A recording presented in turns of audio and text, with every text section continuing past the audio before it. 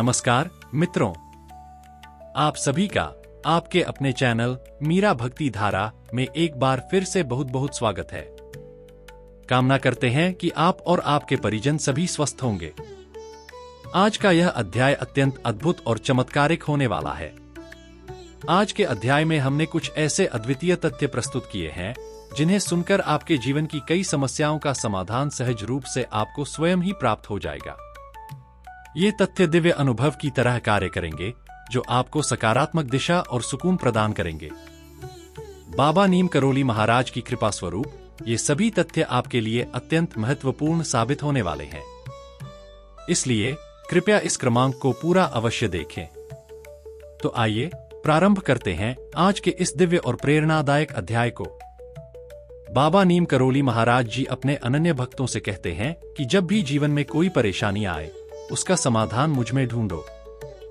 देखिए, जब कोई अनन्य भक्त बाबा नीम करोली महाराज जी को पूर्ण समर्पण से प्राप्त कर लेता है, तब उसके जीवन में कठिन दौर आने पर बाबा नीम करोली महाराज जी इस ओर इंगित करते हैं कि ईश्वर अपने सबसे प्रिय भक्तों की परीक्षा लेते हैं, जिससे ईश्वर को उम्मीद होती है। यहां पर समझने वाली बात क्या है? बाबा नीम करोली महाराज जी का कहना है कि जब भी कोई भक्त पूरी श्रद्धा और शरणागत होकर अपने आप को मुझे समर्पित कर देते हैं और इसके बावजूद जीवन में बार बार परेशानियों का अनुभव कर रहे हैं, तो यहाँ पर घबराने की बिल्कुल आवश्यकता नहीं है। क्यों आवश्यकता नहीं है? वह ऐसे कि जब आपके साथ सदैव आपके सद्गुरु बाबा नीम करोली महाराज जी खड़े हैं, उनकी शिक्षाएं और मार्गदर्शन आपके जीवन का हिस्सा है और बाबा नीम करोली महाराज जी का आशीर्वाद निरंतर आपके साथ है, तब भी यदि जीवन में आप कठिनाइयों और प्रतिकूलताओं का सामना कर रहे हैं, तो इसका अर्थ केवल एक ही होता है, ईश्वर निस्संदेह आपकी परीक्षा ले रहे हैं। यह परीक्षाएं क्षणभंगुर होती हैं, जो कुछ समय तक ही चलती हैं।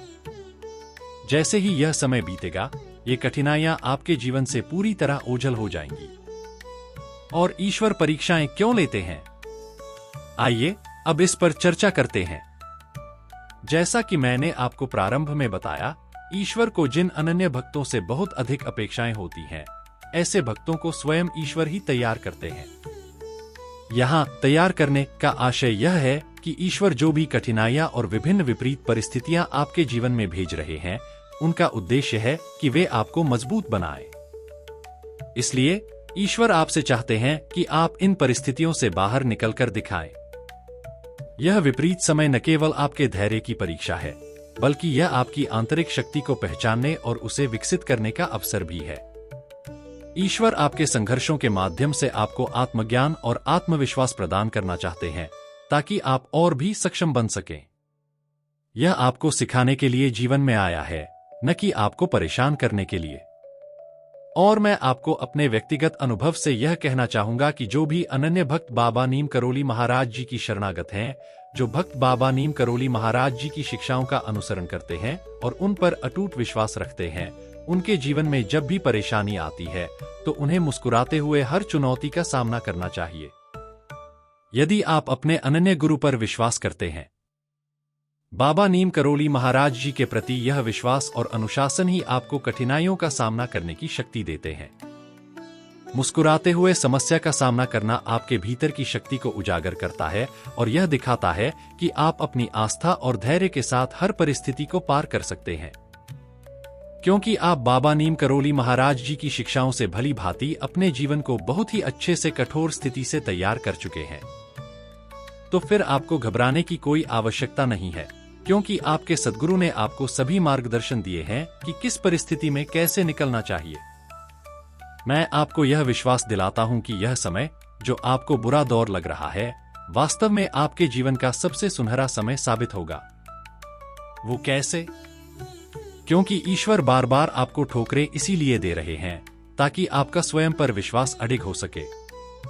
यह बात निस्संदेह सत्य है कि आपको अपने ईश्वर और अपने आराध्य पर हमेशा भरोसा करना चाहिए, लेकिन यह उतना ही महत्वपूर्ण है कि आपको स्वयं पर भी उतना ही भरोसा होना चाहिए। वह व्यक्ति नहीं है जो अपने कार्य कौशल पर भरोसा नहीं कर पा रहा हो। यदि आप पारंगत हैं और आपके अंदर वह कार्य कुशलता है जो आपने अपने सद्गुरु से प्राप्त की है, फिर भी यदि विपरीत परिस्थितियों में आपके आत्मविश्वास में कमी आ रही है और आप स्वयं पर प्रश्न चिन्ह उत्पन्न कर रहे हैं, तो यह मान लीजिए कि आप अभी उस तरीके से स्वयं को तैयार नहीं कर पाए हैं जितना आप सोचते हैं। ईश्वर बार बार आपको ठोकर देकर गिरा रहे हैं ताकि आप हर प्रयास में सफल हो सके। हर बार गिरने पर स्वयं उठना और यह साबित करना कि आप तब तक हार नहीं मानेंगे जब तक आपकी जीत नहीं होती। और मैं आपको यह व्यक्तिगत रूप से विश्वास दिलाता हूं कि अगर बार बार आपकी परीक्षा हो रही है और आप सब कुछ अच्छे तरीके से करते हैं, जीवन में नियम बनाकर चल रहे हैं, आध्यात्मिक प्रवृत्ति के व्यक्ति हैं और हर बात में सही और गलत की पहचान कर सकते हैं, फिर भी बार बार आपकी हार हो रही है, तो यहाँ पर समझने की आवश्यकता है कि ईश्वर आपको विभिन्न प्रतिकूल परिस्थितियां इसीलिए दे रहे हैं ताकि आप हर पग पर यह जान सकें कि सही निर्णय कैसे लेना है और कौन सा मार्ग आपके लिए उपयुक्त होगा। जब भी आपकी परीक्षाएं होती हैं, तो यह आपको आत्मपरिचय और निर्णय लेने की प्रक्रिया में और अधिक सक्षम बनाती है। मैं आपको एक छोटा, बहुत अद्भुत प्रसंग बताने जा रहा हूं। आप इसे ध्यान से सुने, आपके सभी प्रश्नों का उत्तर मिल जाएगा। एक किसान जो भगवान की बहुत भक्ति करता था, अपनी परेशानियों से तंग आकर दुखी होकर परमात्मा से कहा, हे प्रभु, आप परमात्मा हैं, लेकिन लगता है आपको खेती की कोई जानकारी नहीं है। आपसे एक प्रार्थना है कि एक साल मुझे मौका दीजिए, जैसा मैं चाहूं वैसा मौसम हो, फिर आप देखना मैं कैसे अन्न भंडार भर दूंगा। परमात्मा मुस्कुराते हुए बोले, ठीक है, जैसा तुम कहोगे वैसा ही मौसम दूंगा, मैं दखल नहीं करूंगा। फिर किसान ने गेहूं की फसल बोई। जब धूप चाहिए तब धूप मिली, जब पानी चाहिए तब पानी मिला। तेज धूप, ओले, बाढ़, आंधी तूफान तो किसान ने आने ही नहीं दिया। समय के साथ फसल तैयार हो गई। किसान भी बहुत खुश था, उसने ऐसी फसल आज तक देखी नहीं थी। किसान ने मन ही मन सोचा, अब परमात्मा को पता चलेगा कि किसान कैसे करते हैं। बेकार ही हम किसानों को इतने बरस परेशान कर रहे थे। अब फसल काटने का समय भी आ गया।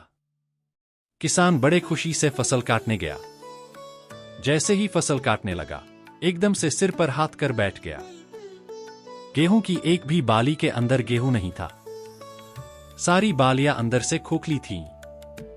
किसान बड़ा दुखी होकर परमात्मा से कहा, हे प्रभु, ये क्या हुआ? तब परमात्मा बोले, ऐसा तो होना ही था। तुमने फसल को संघर्ष का जरा सा भी मौका नहीं दिया। न तेज धूप में उन्हें तपने दिया, न आंधी ओलों से लड़ने दिया। उन्हें किसी प्रकार की चुनौती का एहसास जरा भी नहीं होने दिया। इसलिए सारी फसलों की सब बालियां खोखली रह गईं। जब आंधी आती है, तेज बारिश होती है, ओले गिरते हैं, तब फसल अपने बल से ही लड़ती है। वो अपना अस्तित्व बचाने का संघर्ष करती हैं और इस संघर्ष से ही फसलों में बल पैदा होता है। वो उसे शक्ति देता है, ऊर्जा देता है, उसकी जीवटता को उभारता है। सोने को भी कुंदन बनाने के लिए आग में तपने, हथौड़ी से पिटने, गलने जैसी चुनौतियों से गुजरना पड़ता है। तभी उसकी स्वर्णिम आभा उभरती है, उसे अनमोल बनाती है। ईश्वर की ऐसी मंशा नहीं है कि आपके जीवन में केवल कष्ट ही कष्ट हों। वास्तव में आज जो ये कष्ट आपको महसूस हो रहे हैं और जो विपरीत स्थितियां आपके जीवन में हैं, यह केवल कुछ ही समय के लिए है। क्योंकि इसके बाद जब आपका एक नया स्वरूप इस समाज में उभर कर आएगा, तब आप वह नहीं रह जाएंगे जो आप पहले थे। तब आप इस समाज को शिक्षित करने के लिए तत्पर होंगे। लोग आपसे सीखेंगे और आपकी बातें उनके लिए प्रेरणा बन जाएंगी। आपकी सोच और अनुभव इस समाज में बदलाव लाने का कार्य करेंगे।